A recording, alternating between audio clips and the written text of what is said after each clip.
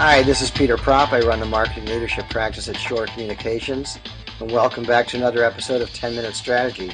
We are lucky to have as a returning guest our friend Ted Rubin, who is the Chief Social Marketing Officer for a firm called Collective Bias, which is a unique outfit as far as I can tell in terms of their ability to leverage the power of the crowd to drive some really impressive marketing results. But that's my point of view. Ted, why don't you tell me the way you see it?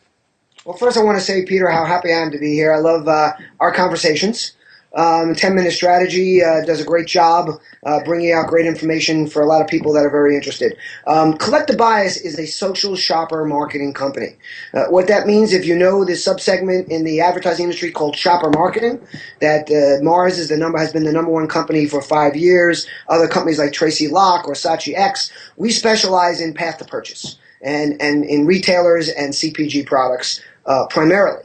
What Collective Bias is we have a private community called Social Fabric that has close to 1,800 bloggers in it. Now, John Andrews, our founder, was the head of emerging media at Walmart, and approximately 3 years ago, he left. While he was there, he built the Walmart 11 Moms program, which is very well known for being one of the first retailer and CPG-related communities where they learn from the bloggers. So John took that and built Collective Bias, which is really a scaled version for everybody of Walmart Moms.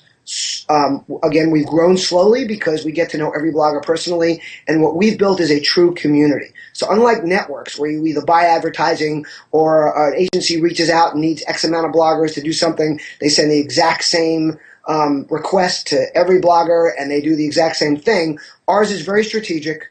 It operates like a community, which means all the bloggers tend to support each other. And we've had a lot of success creating user-generated content that's wrapped around the entire shopping process, creates increased SEO, awareness, and amplification of a message on a year-round basis.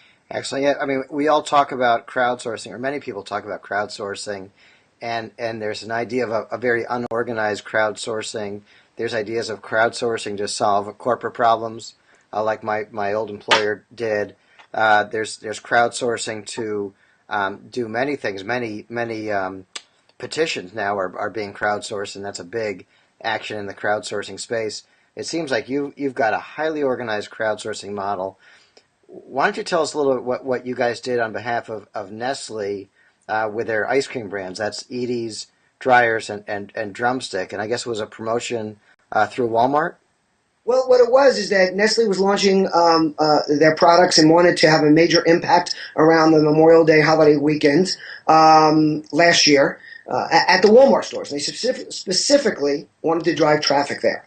So we've worked with Nestle for a long time. What they did was engage us to find a group of bloggers, and we engaged 110 bloggers on their behalf who were involved in a very strategic traffic and sales driving promotion. And without directly saying, go buy our product, this was about creating content, media, and more importantly, stories around the product. And then having people at the events, having bloggers that work on the total view of the thing, which we call showcase bloggers. We have bloggers shopping. We have bloggers attending the event. And unlike a lot of networks where people are reached out to and do exactly the same thing, we set different bloggers to do different things, to have different points of view, to shop in different ways. And really what it's about is asking the people who are actually doing it to give you feedback on what makes it better and how to promote the message. I can't tell you how many meetings I've been in with John Andrews, who is a thought leader who has been in the CPG business for years, who worked at Walmart for a number of years, where major brands will say, well, John, what do you think? And he'll look them right in the eye and say, why are you asking me? Let's ask our community. Right. Because these are the people we got to talk to. So many people forget Marketing 101. And I say this all the time. Every MBA should have to take Marketing 101 before they graduate, and then all agency personnel should have to take it once a year. And not to forget about marketing to your target audience, not to yourself. Right. So what we did is we created people around this. We created a lot of talk, a lot of people at the events. Every one of our bloggers has an average touch point of 25,000 followers or people that listen to what they want to say, which gives us an aggregate voice of about 50 million with our entire community. They have relationships with these people, and again, they build stories. They talk about real life experiences, and just to cut to the chase, in the end, over a 2 weekend period, Nestle saw a 37% lift in sales between Memorial Day and 4th of July.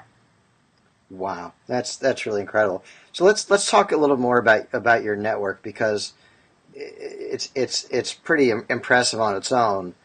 You have it says in this article from Marketing Institute, you have 1,200 influencers. You said it's closer to 2,000 now, right? No, no, it's actually close to. It's just probably 1792 is I think where we're at right now. So we're approaching 1,800.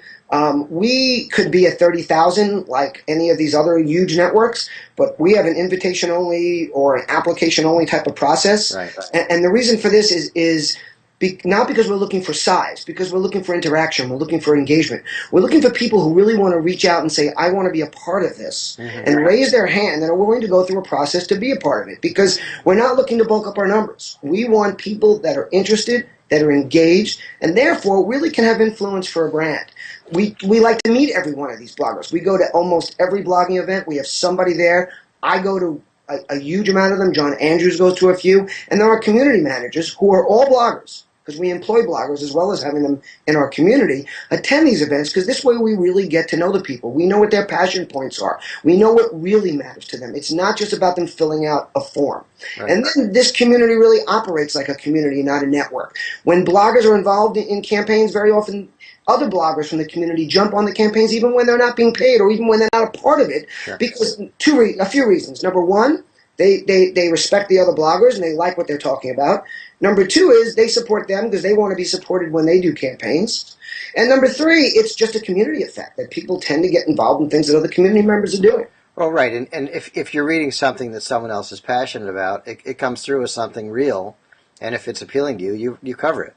Especially if it's another influencer that you've built a relationship with because you've been communicating. Our community is not just about campaigns. We allow the bloggers to set up their own sub-communities and discussion groups. Right. So they're all getting to know each other in many, many different ways.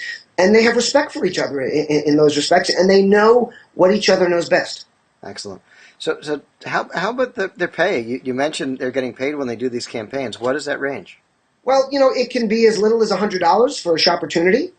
We call it, before we do anything with a brand, we have bloggers shop the product. We do not believe in sending samples to a blogger's house unless it's a product that just isn't out in the marketplace yet. Right. We want them to tell a story about their experience and how they bought it. We want the insights that come from that. And then we pay at all different levels. It's a learning process for us, but we are firm believers in that bloggers are publishers, and they deserve to get paid for their work. Right. And the attitude we take when we come up against people who think that it lacks authenticity in that respect is that we make this very clear, and I've been saying this at conferences for a couple of years now. We do not pay bloggers for their advocacy. We pay them for their influence, their expertise, and their hard work. Mm-hmm.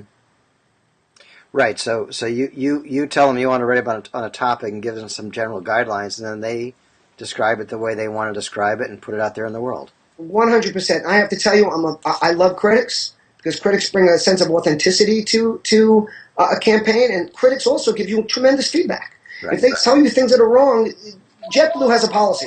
If one person's complaining, there's at least another 149 others, and in most cases, it's many more. So that brings great things that we need to know about for our brands and for us to make things better. Right. So Ted, we're almost up against 10 minutes, and I just want to sort of put a bow on this for people who don't have the network of your size at their disposal. They still can engage bloggers that they like and who are interesting to them. And what would you recommend they think about? What are some tips? Some tips are reach out and follow these people. Read their blogs, comment on their blogs, build a relationship with them the same way you would if you were part of the PTA, if you were part of a local organization, if you met them at a networking event. We have so many opportunities with scaled social to connect with people, and what we tend to do is click buttons and think that means it's a connection. So the most important thing is look people in the eye digitally. Get to really know them. And then get out and meet some of these people. Don't forget that the best kind of social is face-to-face social. And look, I'd love to talk to you another time, Peter. I know we're out of time, but I've got some great case studies to do with Glidden and with Elmer's and many of our other clients. So let's do that another time. Absolutely. No, we're going to try to get that on the books real soon. And Ted, thanks so much again for your time. And this is Peter Prop from 10 Minute Strategy, Shore.com. Ted, Thanks, thanks Peter. so much.